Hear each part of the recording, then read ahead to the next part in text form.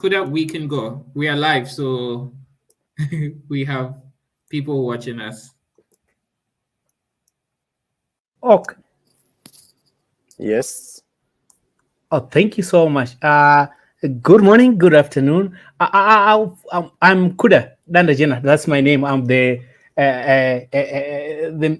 manager for the community of scientists at the Africa Institute of Mathematical Sciences. I just want to welcome you all to this session. What I would do, I'll quickly ask the event manager, Samson, to just manage the event initially, and then I'll introduce the speaker. Thank you. So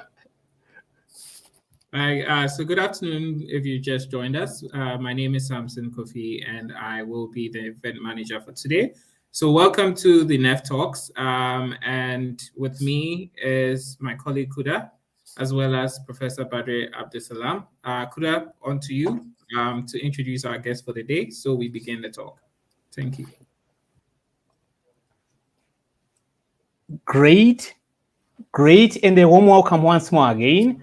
Yeah, welcome to the NAIF webinar session. This is where we belong, all those people who are very much interested in what is happening within the science space, within the technology space, within the innovation space. So today, our topic, I'm not going much to say more about the topic, but the speaker, I know the speaker, is Professor Badri. Actually, he's an associate professor for social sciences, policy development specifically, at the Mohammed V University in Rabat, that is Morocco.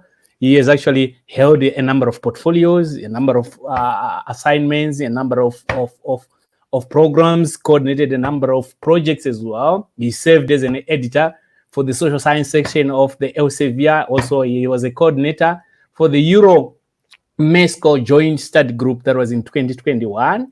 And also he served as a visiting professor, fellow for the New York University, various institutions in Denmark, various institutions in Romania. And also he worked for Fulbright as well. I can't exhaust the list since it's quite. I'm now going to the next page, but I think Prof.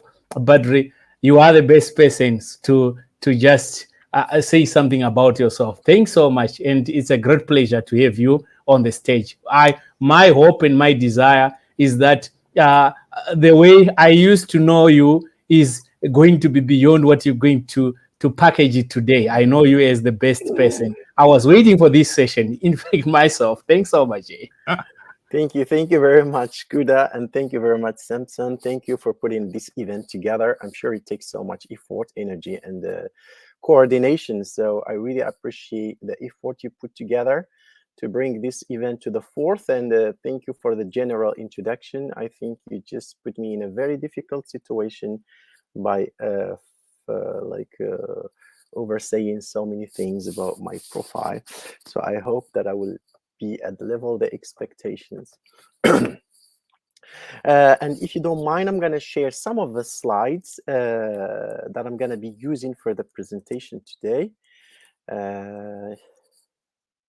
And please let me know if you can see my shared screen. Can you see it?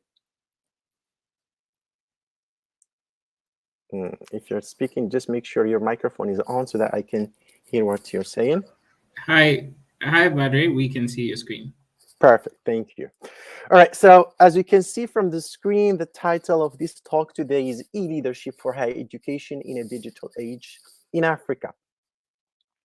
And I just would like to raise your attention that this talk is based on a longitudinal study that I've been indulging since my joining of the Africa Science Leadership Program at the University of Pretoria in 2015. Since then, I decided to collect some data about the project or about the idea of leadership, because what drew my attention back then is that we were about 22 young leaders from different countries representing Africa, and that was we were like the inaugural team of the ASLP, or the Africa Science Leadership Program. And during that whole week of interaction and then working on the project, it really struck me how each of my fellow researchers perceived, defined, and act upon the question of leadership. So I decided to collect data, and during that week I collected like tons of data, and then when we went back 2016 again, we had another round of workshops, again at the University of Pretoria. And then I collected more data, and then in 2017 again I had the chance to go back there, and because since 2016 I became a mentor for like a new selected fellows for the Africa Science Leadership Program. So I kept on collecting data, and then that's what I'm going to be presenting today, just part of the research, because the research I'm doing is not only about leadership and higher education, but also looking at these two constructs from a more sociological perspective, and then from the perspective of social sciences, not only from applied sciences per se. So as you can see, the title of the talk is E-Leadership for Higher Education in a Digital Age, a sociological reading. And here my talk is more about like in a digital age in Africa, because anyways my study also it just focuses on the African context. And I'm going to be focusing in this talk on three main points: the evolution of leadership field, and then I will be focusing on like maybe embarking and spending like more time on the question of applicable e-leadership model. How can we develop it? And when I say we, I mean educationalists, higher education institutions, and policymakers of higher education within the African nations. And then I will wrap up with like some recommendations. Again, like this is like the work is it's not fully fledged. It's a work on progress. So I'm not going to, give away almost all the aspects, since some of its components are not fully fledged yet. So the talk will revolve around answering one very specific question: what role should higher education institutions play in preparing future leaders to ensure potential e-leadership roles in a digitalized era? And for what it's worth, COVID-19 pandemic has reiterated that digitalization is no more a luxury, but rather a prerequisite for societal existence in the modern world. And during this sanitary crisis, the whole world has and still is witnessing and being an actor in contributing to the unprecedented use and expansion of information and communication technologies just to serve our daily livelihood activities. Not just we have been using information technologies not within professional context, but we have seen how information technology use has also evaded our daily life. And as the pandemic continues to overspread, we are learning how significant e-leadership and an e-leader becomes in our daily life by virtue of artificial intelligence, Internet of Things, robotism, smart gadgetaries, e-administration, e-commerce, and online banking, virtual learning, remote working, and social media, and many other aspects. So these transformations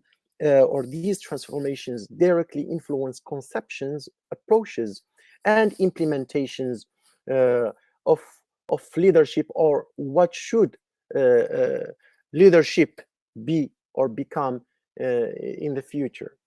And on that basis, higher education institutions accordingly are pressed to acquire visions and missions that address the prerequisites of the digital transformations and help build new generation of leaders by engineering resilient, competitive, and sustainable 21st century educational programs, curricula, and knowledge and knowledge transfer pedagogies. To do so, and of course, some countries have already started doing that, and others are still like trying to conceptualize it, and then other countries are already in the implementation phase. So, and before we get into like how are some countries are doing it and how some countries are still trying to find their way out, it's good now to look at the how the concept itself has evolved within this era, how the concept of leadership has evolved within the era of digitalization, and where Africa is on the map of this evolution. So literature about leadership studies dates back to more than a century, and it witnesses to the historical evolution of a field that emerged in the realm of the military and grew wider in the social sciences, including psychology, education, and economics. And during the last 4 decades, if I could say that, especially with the rise of business administration as an independent field in education, the concept or the field of leadership has no more, or was no more under the position of only the military field, but expanded to social and professional life. And likewise, like myriad of theoretical and empirical literature has been generated about the digitalization during the last decade, especially in the context of transformational environmentalism, political neoliberalism, and close culturalism. Yet the interaction between these two fields, namely leadership and digitalization, the interaction of the two spheres has not been amply studied. Yeah, there is like huge literature on leadership, and then there is a myriad of literature on digitalization, but not much literature or studies like trying to investigate the two elements altogether. So there remains a discernible scarcity on research on how digitalization influences and is influenced by leadership and leadership mode, and how in return leadership would evolve to e-leadership in order to keep up with the exigencies of a digitalized society's workplace and school in general. And the reasons behind this lack of inter and cross-disciplinary investigations are numerous, but one is worth being highlighted here is the lack of empirical studies on the sociology of leadership. Because leadership as a field of academic investigation might seem to have been exhaustively studied. However, the available data tells a different story, because most of what we have on leadership theories, starting from Thomas Carlyle's great man theory, which was established in let's say mid-19th century, more specifically 1841, to the current theory of social identity theory of leadership in 2001 by Michael Hogarth. Both they either try to define the concept or identify the characteristics of good leader, classify the typologies and approaches of leadership, or set the parameters for evaluating good leaders perform, or like efficient leaders' performances, and or proposed models of leader followers relationship, among other aspects.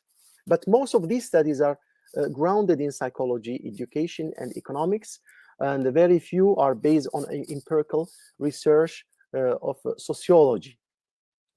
We have in 2015, for example, some researchers who are now trying to provide, let's say, operational definitions of what leadership and e-leadership means in the context of a digitalized era. And we have Ginem and Whiteford in 2015, for instance, conducted a contextual analysis on the use of the term leadership in 6 major journals in the American Sociological Association. And they try to study how is the term leadership is being used or like studied during a 2-decade period, and they have done this by analyzing about 2,840 journals that have been published by these 6 journals, and they only found that 30 peer-reviewed papers which actually focused on leadership out of the almost 3,000 papers that have been published along these 20 years, which means it's only about 1% of the publications actually focus on leadership from that perspective of social sciences or sociology. And in the same line, we have Tor and Sarti 2020 found that the term e-leadership was used in 89 published papers on the Web of Sciences in English language between 2000 and 2020. However, more than 3/3 of those publications, it means like more than 75% of these papers were published just recently, just between 2016 and 2020, which means that like the debate within the academic landscape over the idea or the concept of e-leadership and digitalization has intensified only recently for the last 5 years. And I'm sure like just between 2020 and now, maybe the generated literature about the topic maybe outweighs what has been done over the last decades. So in an attempt to trace the very early use of the term e-leadership in literature, Tori and Sarti 2020 found out that the first work that actually started or mentioned the term, the concept of e-leadership in the literature was in 2000 by Avolio and his research team. And actually, Avolio 2000 publication was the first to have initiated the debate about e-leadership, and the one that set its first definition that has been adopted and adjusted in 2014 and then 2020. And here we have like, as you can see on the slide, how e-leadership is defined. It's a social influence process embedded in both proximal and distal contexts, mediated by artificial intelligence technologies that could produce a change in attitudes, feeling, thinking, behavior, and performance. So unlike leadership, which is defined as being a process through which an individual who is supposed to be the leader is entitled to exercise his or her influence effectively over individuals or group of people following him or the followers with the intent to achieve a set of objectives or goals. In e-leadership, the individual, supposedly the leader, influence is exerted through the medium of advanced information technology. So here we are no more talking about the leader and his personal skills as a medium of communication with the followers, but we have the leader plus information technologies plus the soft skills and knowledge of the leader using those information technologies in order to communicate with the follower. And in this process, there is the incorporation of the context, which is no more tied up to any physical or spatial constraints. So here, in the context of e-leadership, context or physical geography or physical space has no more a saying, has no more an importance, because an e-leader can still perform, can still influence, can still inspire the followers without having to physically meet. And that's the role, that's the mission of the information technologies. So despite the lexical precedent set by Avolio, we have a research in 2017 by Vart and his colleagues, which recognized and attributed continuous lack of interdisciplinary research on leadership and digitalization to the absence of comprehensive, systematic, and operational definition of leadership in such a way that would fit and adjust to the various social, institutional, and entrepreneurial contexts. So in order to bridge the gap, what Vart and his colleague did was that they proposed an operational definition based on 6 factors, or let's say broad e-competencies of e-leadership.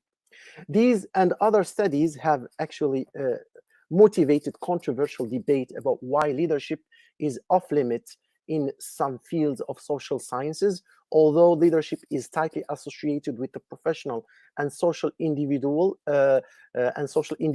behavior within an organism or a group.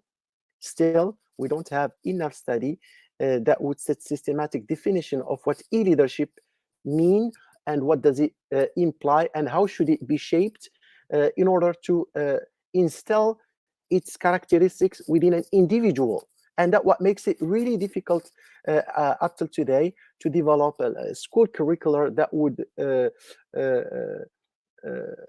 teach e-leadership skills. Of course, we have universities, we have educational systems that are advanced in teaching information technologies and teaching STEM modules and STEM field of sciences in general. But how can we combine the teaching of those modules and the teaching of those program and syllabi within the context of e-leadership? And this is why the debate is still heated, and then there are still like controversies between what e-leadership should mean from an applied science perspective and then from a sociological or like social sciences perspective. So this was just to put in context how the concept of leadership has evolved from the traditional perception, theorizing, and also profiling of what a leader or traditional leader used to be to what an e-leader is supposed to be, and what shapes and what influence the efficiency and performances of an e-leader within a digitalized context. Now, let's take all this debate and put it within the African context, which is more of interest to us. In my analysis of the idea of leadership and then digitalization and higher education, I decided to look at this as a nexus. You know, nowadays there are like a lot of fields that are talking about the nexus, like the water, energy and security, terrorism security, and integration. So they're like, you know, the idea or like this approach of nexus has proved to be very efficient in the, you know, the societal and the technological development that we're witnessing today. So I prefer to put also, like, to talk about the higher education, digitalization, leadership nexus, and within the African context.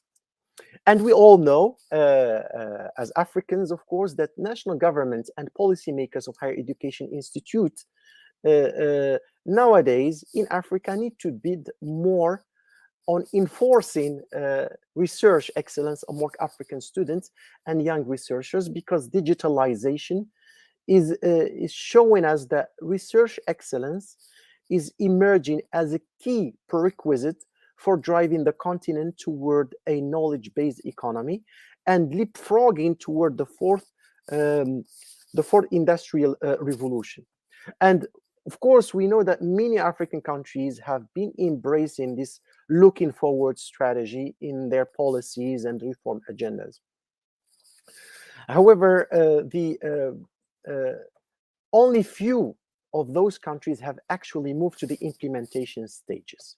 And given that both research and e-leadership are normative concepts, my take or my stance, my position is that since these two elements that are characterizing the future of work, the future of interactions, the future of relationships, these two elements are normative, then they don't have to use Eurocentric methodologies or criteria in order for them to efficiently serve the African continental needs.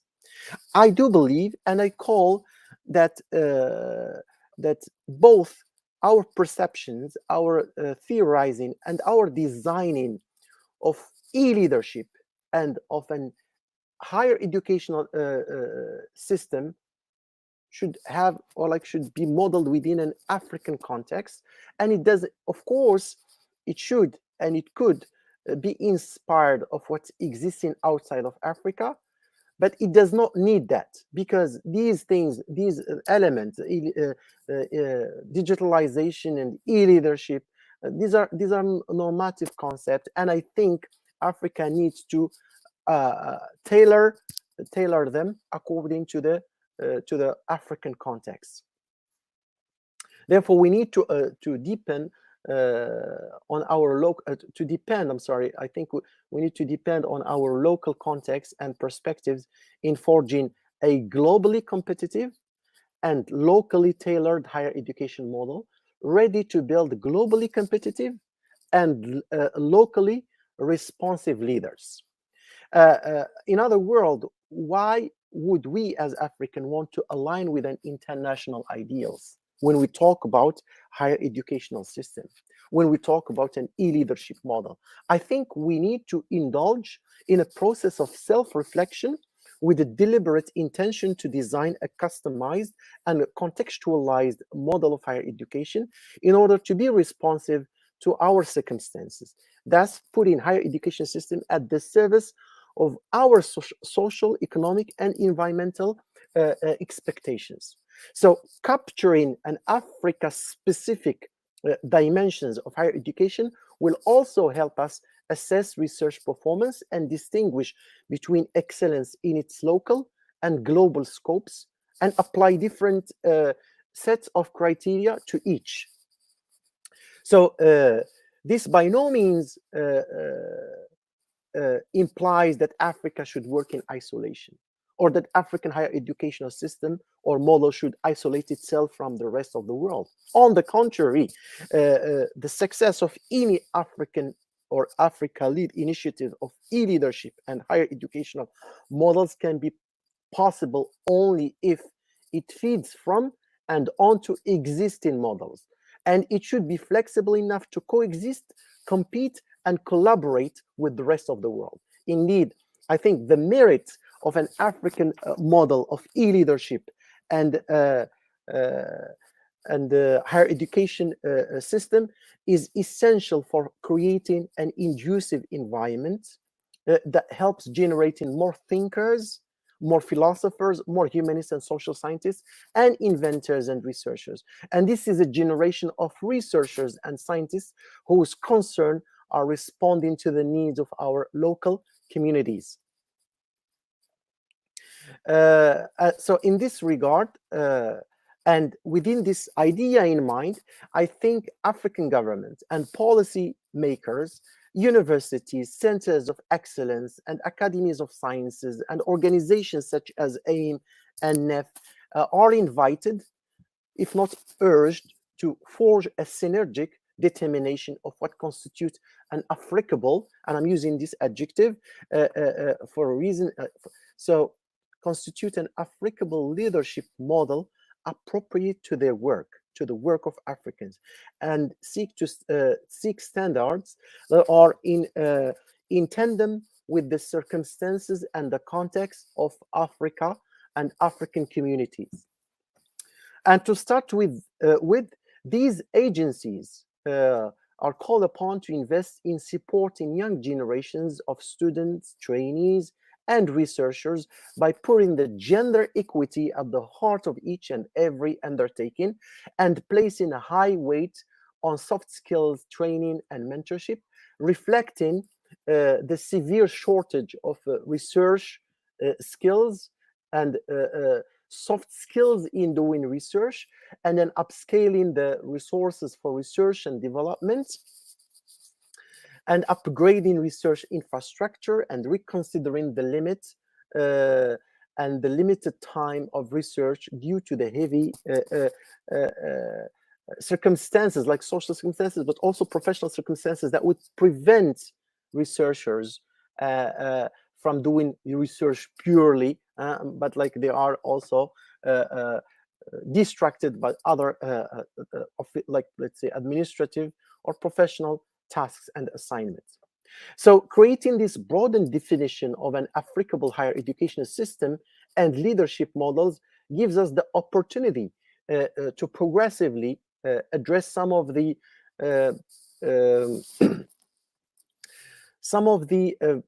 let's say, the challenges that most of the African nations are faced up with, and this is one of them, is like the increasing of the investment in R&D. So we need to make research and development as an engine of innovation, which will also increase research output, and then investment of R&D above 1%. We should reach at least 1.46%. And this approach and this definition will also help us deter the over 60 or maybe 70,000 brains that immigrate every year from Africa to other parts of the world in order to pursue science and research. And it will also help us reduce the gender gap in science, given that women represent only about 32% within the African continent in different fields of research and subject areas.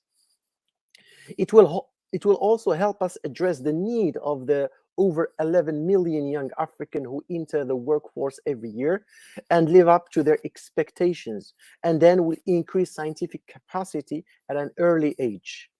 So all these elements, concrete as they are, they depend on like setting up an educational system resilient, competitive, and sustainable. The composition, the establishment of such a system depend on both the political will of the African leaders, but also the resources. And here, when I talk about resources, I mean both logistical resources, but also the human capital resource of Africa. I think Africa has enough human capital resource that need to be invested and vested in creating such an educational model in order to help build a purely African profile of an e-leader. Of course, this is just part of the element that I am covering in my study on the question of e-leadership within the African context vis-a-vis higher education. And of course, I don't want to cover or like tackle another aspect of the research. What I'm going to do right now, I'm just going to move to the talking about some of the recommendations that are related to the point that I have just raised right now. And talking about R&D, research and development, I think the first thing we need to invest in is the new technologies, and including IT, and reduce paper administration and workload and interest on and the interest to the online communication. This leads us to talking about infrastructure, like infrastructure of higher education institute within the African nation. Of course, like when we talk about countries such as Mauritius or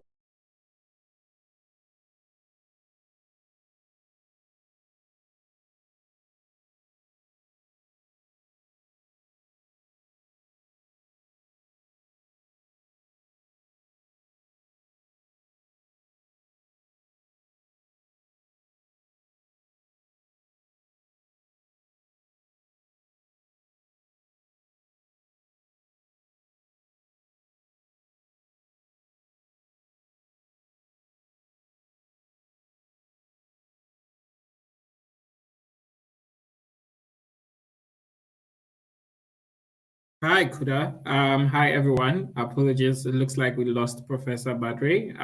We are just trying to work around getting him back to join the conversation.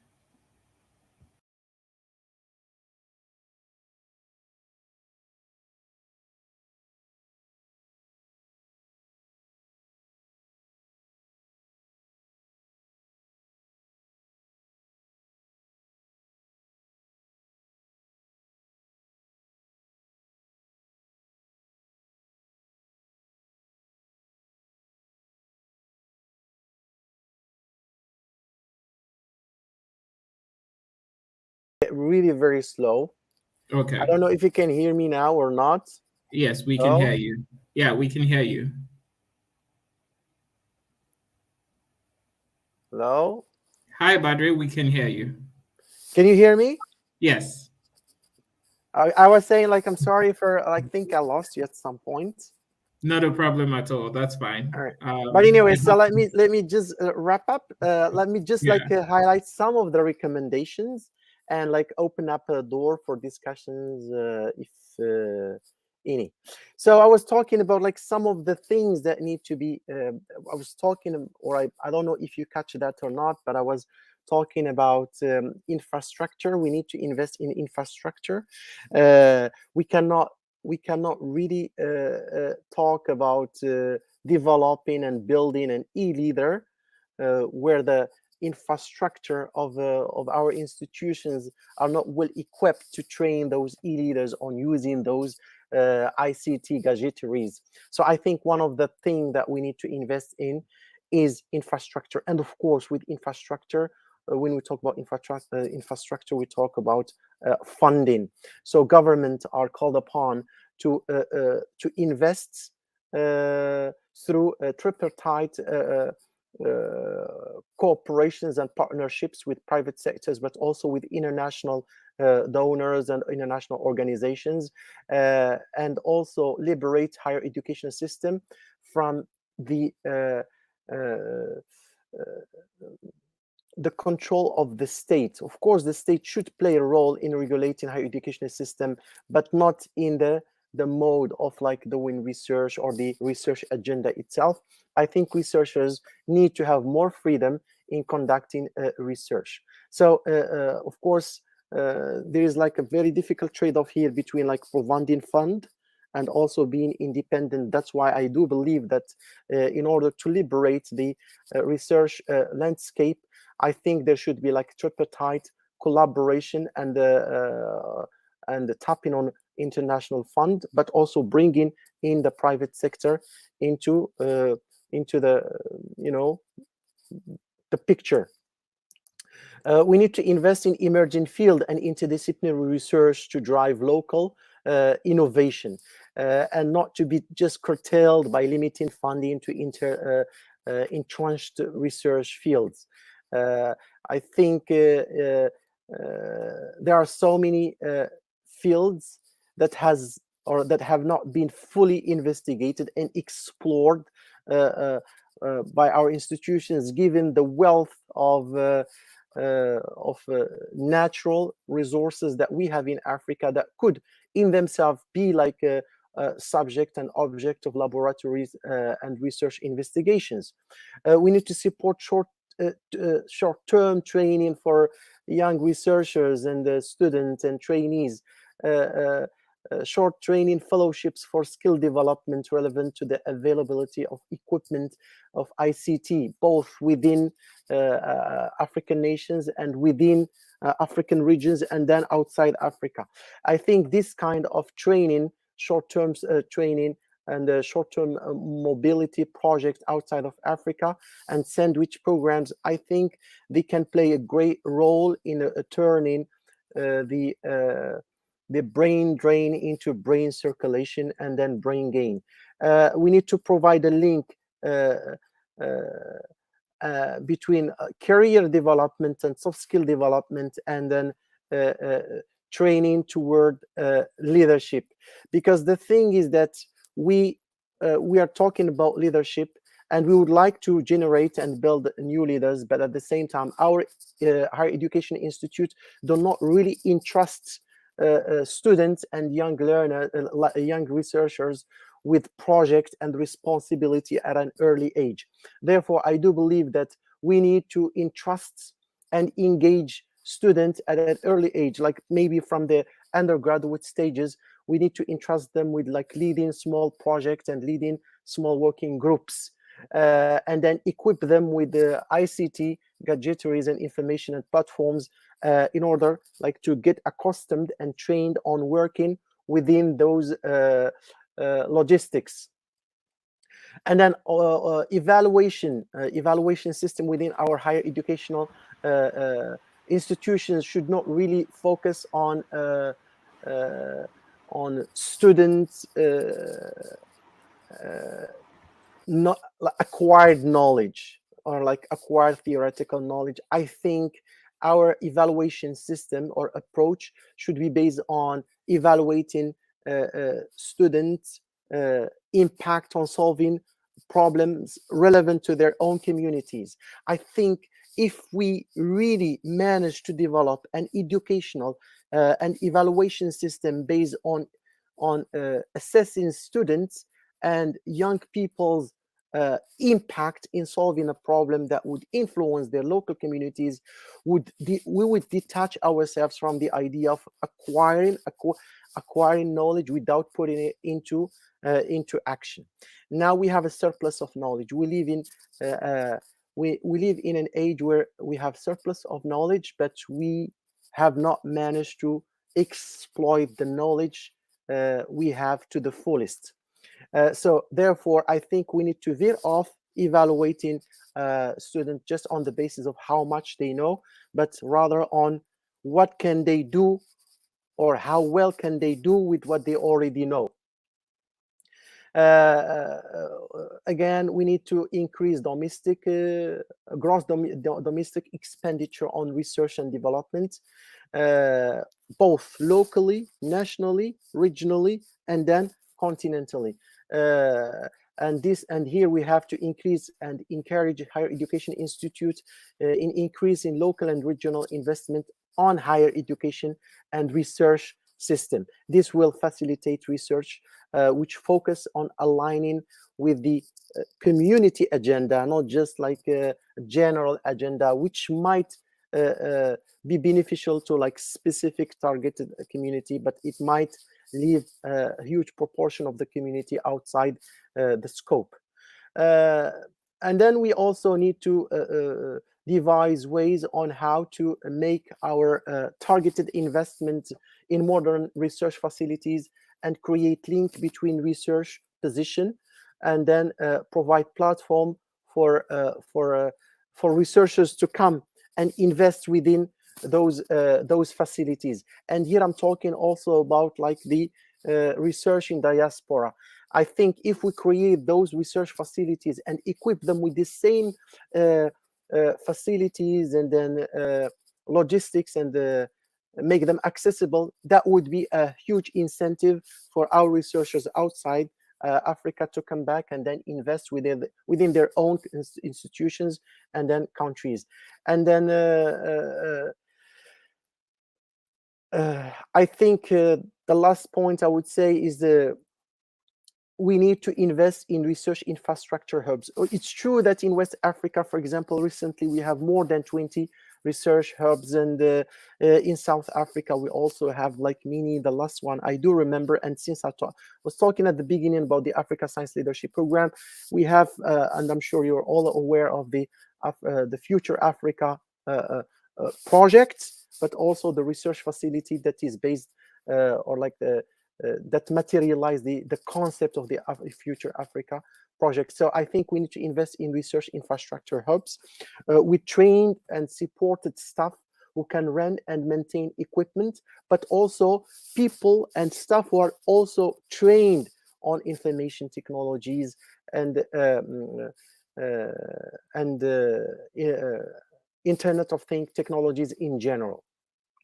I think it's a package of so many things interrelated. That's why the reform or like the forging of this African model entails intersectorial and synergic collaboration with different agencies within the government. So it's not only about like ministries of higher education, but also interior and then finance and economic and international relations. And speaking of international relations, I think that African scientists and researchers and young researchers and students need to have a student visa or like a researcher visa, or and we need like our leaders need to campaign for suggesting to the international community a new form of visa that would facilitate the mobility of African students while they are students, because I think a lot of our students, they lose a lot of opportunities to acquire more skills and more progress academically and professionally, simply because this technical or like political issue of granting a visa, because I think a visa should be just a document, not a full-time job that a student should have to, spend so much time and energy on in order just to get like a 1 month mobility program outside of Africa. I think I should stop here. Thank you very much for your attention, and I'm very happy to answer questions or comments. Thank you very much, Professor Badre. This is very interesting. And I was just saying to myself that a longitudinal study like the one you're doing has so many very interesting nuggets, and often breaking them down can be very complex. And you've done so well to really break it down in the space of about less than 40 minutes. So I have questions. I don't want to take the floor because I want our audience to also be a part of the conversation. So I'm going to pass it back to you. So if you could moderate the questions from our audience.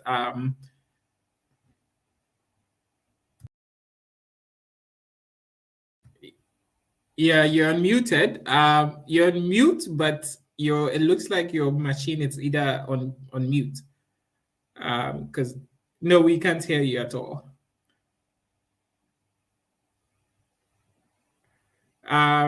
Maybe we can sort out your audio. But in the meantime, I see Naftali here. Naftali is a NEF fellow. Naftali Moro from the Hydrogen South Africa Infrastructure team. And hi, Naftali. And we also have Beata, who's from Poland, the education department. We had some of your students, Professor Badre. I'm sure they were really intrigued about your presentation, but maybe I'll go ahead and ask you my question. Whilst Kuda, can you unmute? Have you managed to fix your...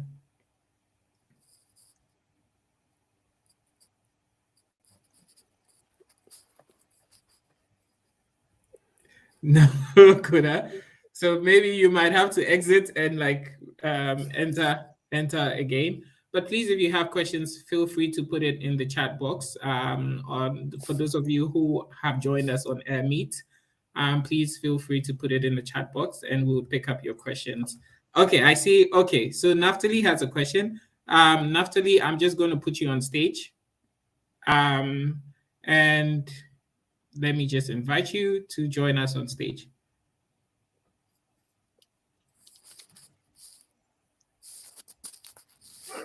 Okay. Okay. Thank you, Naftali. Hello, can you hear me? Yes, we can hear you, Naftali. Okay. Should I be the first one to ask the questions? Okay, thank you, Prof. Badre, for the presentation and for the approach you are taking towards digitization and especially in higher education institutions. So my first question was in your definition of e-leadership, I didn't actually get who is an e-leader. How can I say I am an e-leader or so and so is an e-leader, or is e-leadership just an amorphous concept that anybody can take it and then defines it in a particular manner?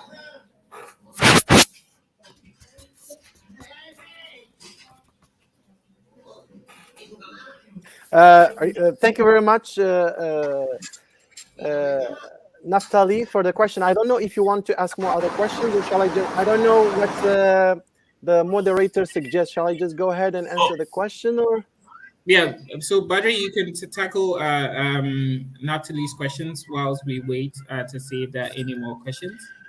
Yes, okay, well, so thank you very much. Yes, I'm sorry, go ahead.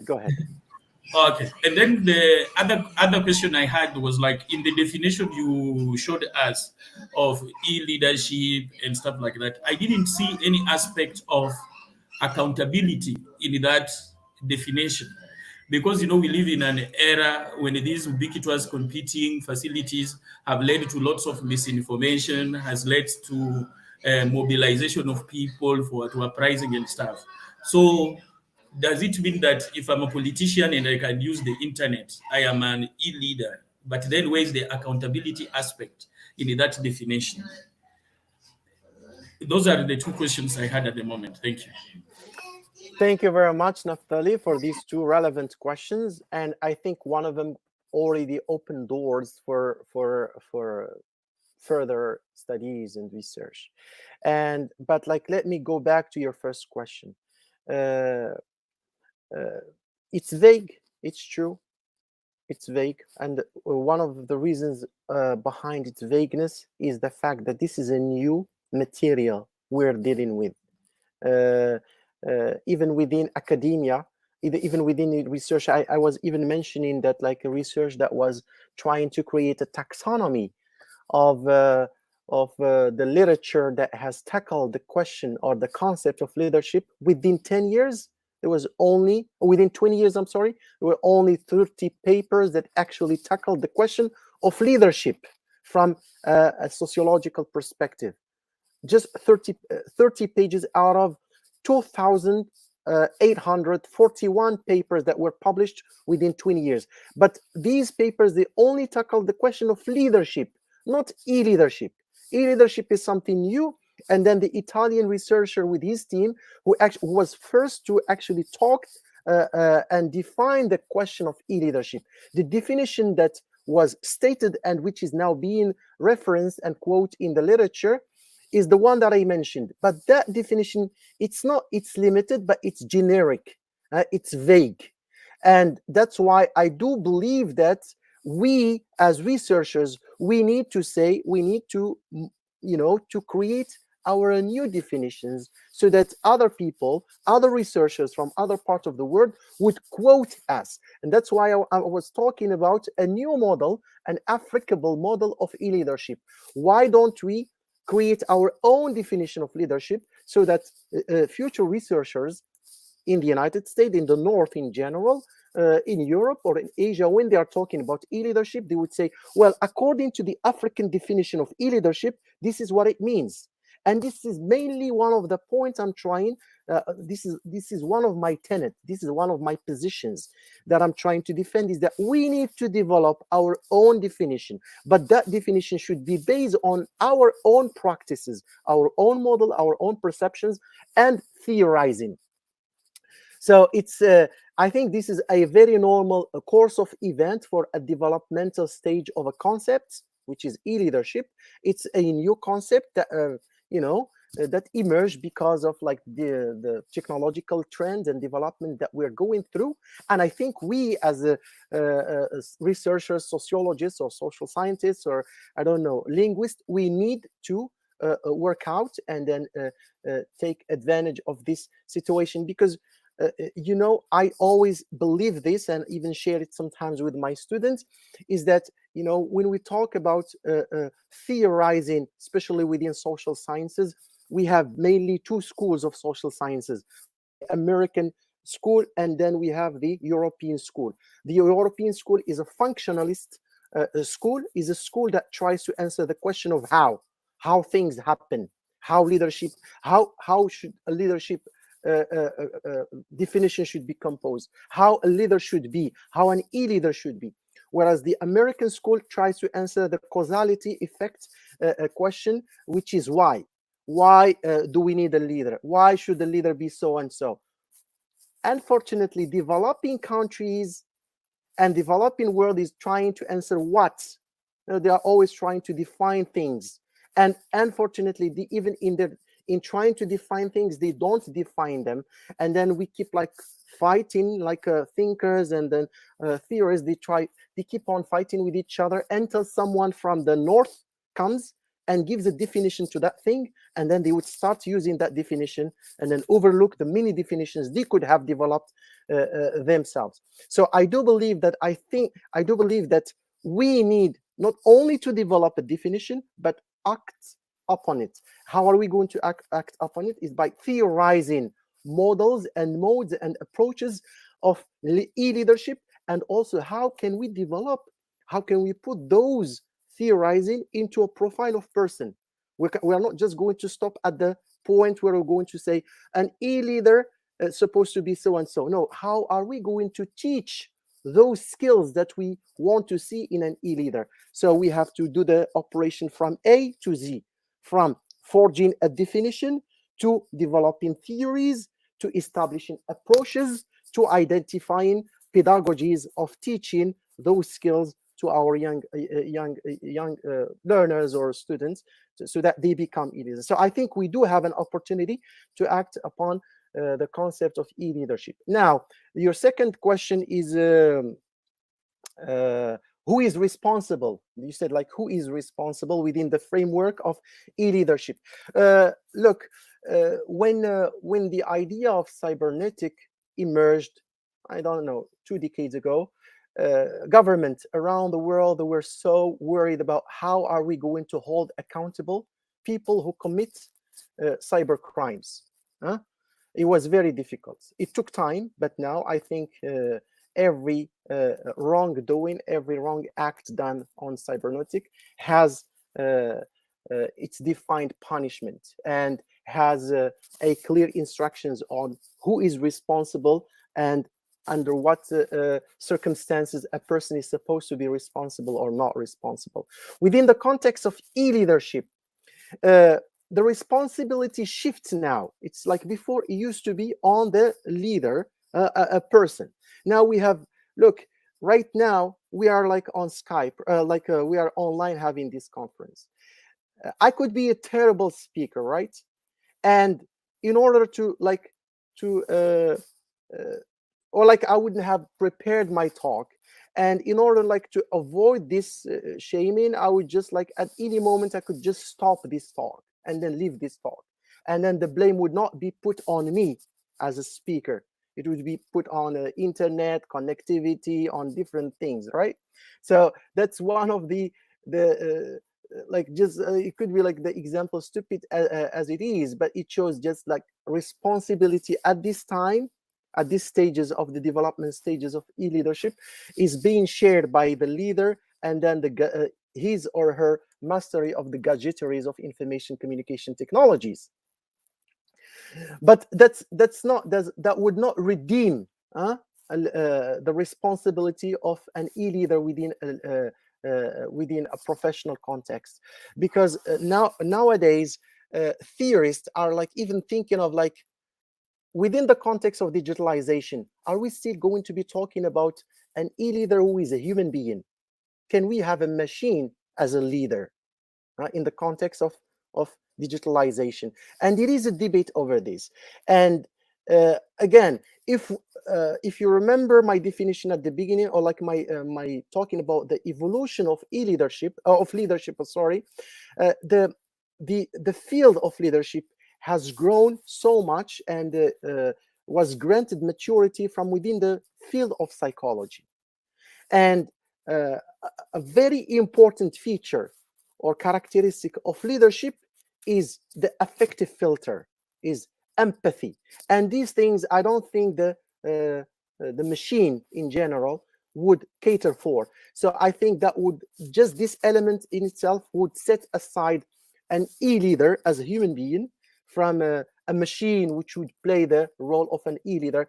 I mean, a machine would do that or play that role efficiently only in task performance and efficiency, but it would always be missing that affective filter or that emotional side that it will always be missing. I hope that I answered your question. Otherwise, I'll be happy to elaborate more.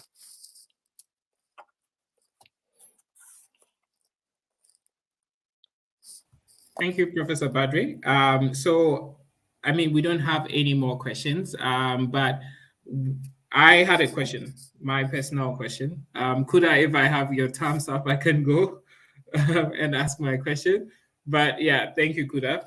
So I am just quite curious. I recently, was reflecting on what leadership is, and one of the things that I was able to pen down from that conversation in my head was that the essence of leadership is basically to enable co-creation and the maintenance of an environment where people bring out their best in ways that honor the diverse and unique humanness required for creativity and innovation. Now, would you say that Can this you fits? repeat that? It's a beautiful definition. Can you repeat it again? So the definition is um, leadership. The essence of leadership is to enable co-creation and maintenance of an environment where people bring out their best in ways that honor the diverse and unique humanness required for Mm, creativity and mm, innovation. Would you mm. say that this is e-leadership? I think first of all, I would say this is a very nice definition. Okay, doesn't matter which context of leadership you would put it. Now, if you repeat it for me just once, please. Sure, not a problem.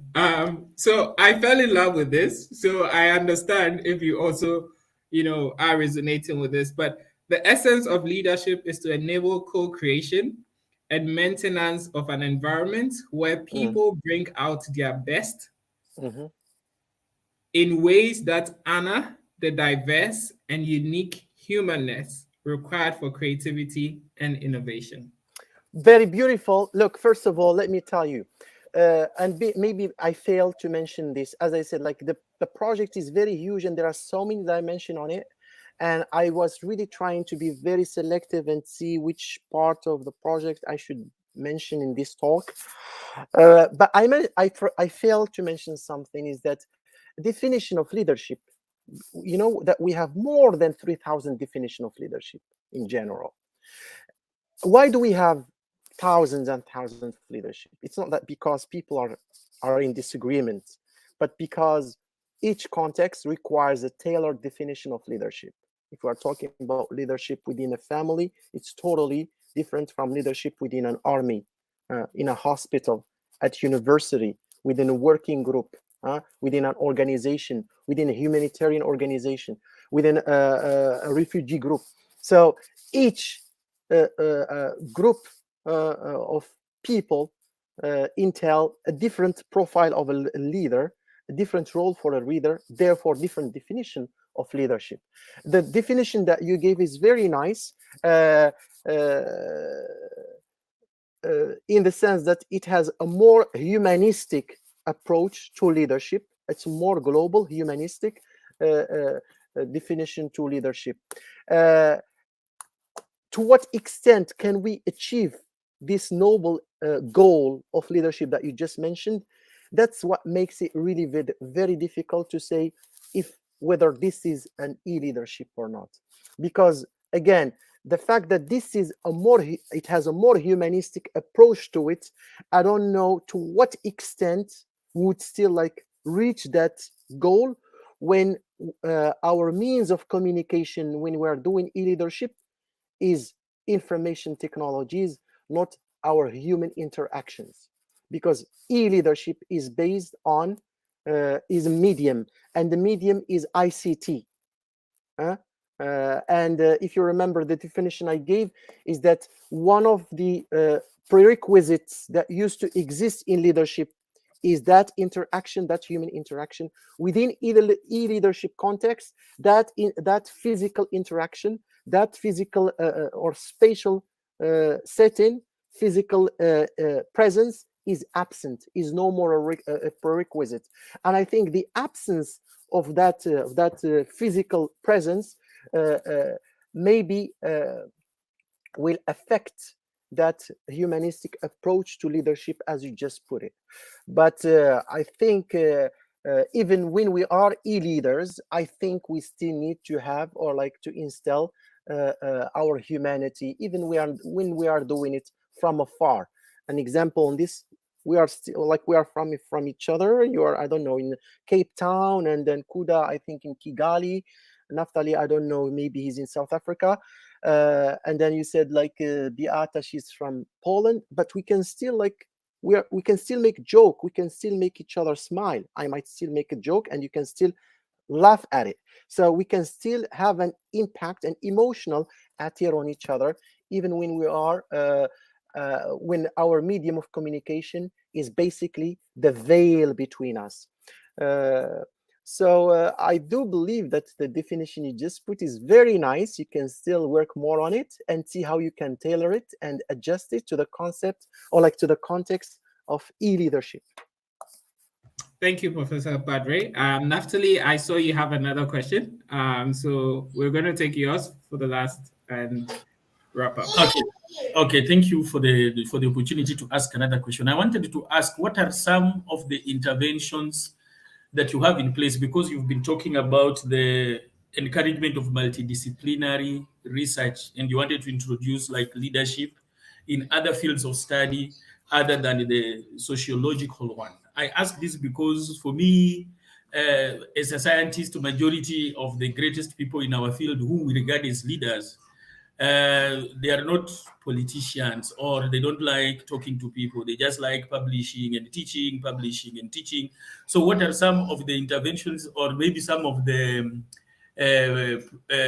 activities you are doing to try maybe to engage people across disciplines to come to the table when it comes to these theories and synergies that you want to build? Thank you. So Naftali, you're asking me now, me as a person, as a researcher, what do I try to do to engage people, or like what my research is doing? I mean, I'm just not quite clear if I understand. No, Exactly as a researcher, what are you trying to do?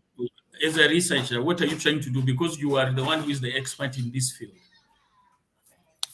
Well, first of all, I'm not an expert. I'm just a researcher in the field, and I'm just learning. I'm still learning a lot about this field. And if you want me to lie to you, I would tell you I do a lot of things to engage people.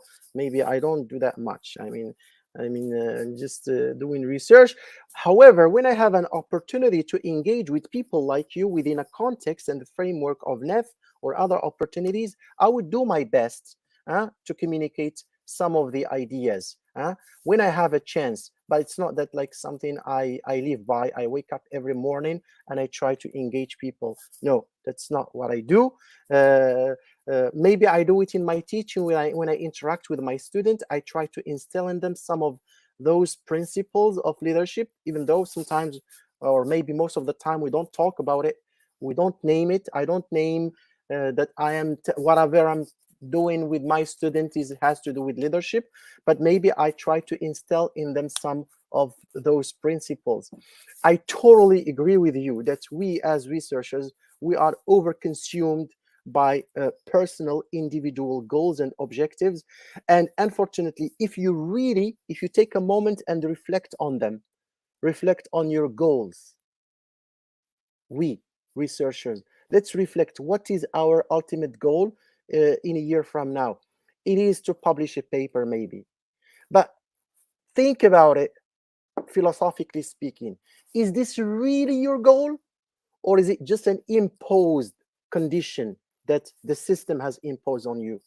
If you had a chance, an opportunity, an alternative to do other thing and still gain the same gain you would have gained from publishing that paper, would you still go for publishing that paper, or would you go for that alternative thing that would still give you the same gain? So basically, we think we are dragged to believe that the thing that we live by and wake up for every morning is that is exactly what we want to do. But most of the time, that's not really what we want to do. It's what the system wants us to do in order to be named what we want to be named. You want to be named a researcher, a doctor, a professor. So you have to do certain things that were imposed by the system, so that finally you feel that you won that title or that thing. So it's true that unfortunately, yes, as researchers, we don't maybe engage with each other more than we are supposed to.